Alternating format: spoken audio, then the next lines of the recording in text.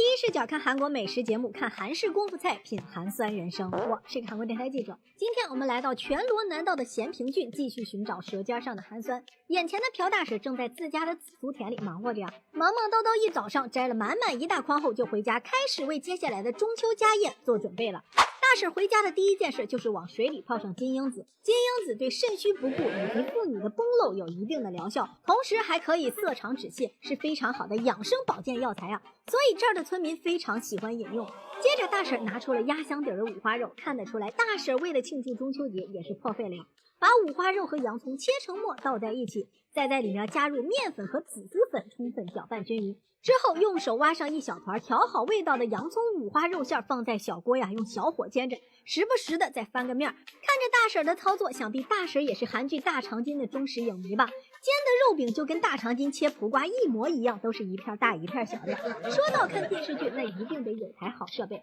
我发现新款发布后，转转上买二手手机才划算。他家的苹果16只要3600，15只要2900。我这台苹果14 Pro 性价比也很高，3300就能入手，感觉特别值。而且转转还是个靠谱的二手大平台，手机都经过多轮严格质检。他家平板性价比也很高，买靠谱二手我只推荐转转。煎饼的同时，再把刚才泡好的金樱子水倒到面粉里，加了金樱子水的面糊颜色变得格外的好看，成了淡淡的黄色。随后把刚才摘下来的新鲜紫苏叶放里面，两面都均匀的裹上面糊，之后也放在小煎锅上小火煎着，快熟的时候赶快再把刚才煎好的五花肉饼放到紫苏饼中呀，对折一下就成了美味的紫苏煎饺。而刚才摘下来的那一筐中不仅有紫苏叶，还有紫苏碎。紫苏碎偏温性，能轻微驱散外感风寒，还可以促进肠胃蠕动，改善消化不良，所以韩国人十分喜欢紫苏。这么好的食材，大婶自然不能浪费，把刚才摘下来的紫苏碎不用清洗，直接裹上面粉，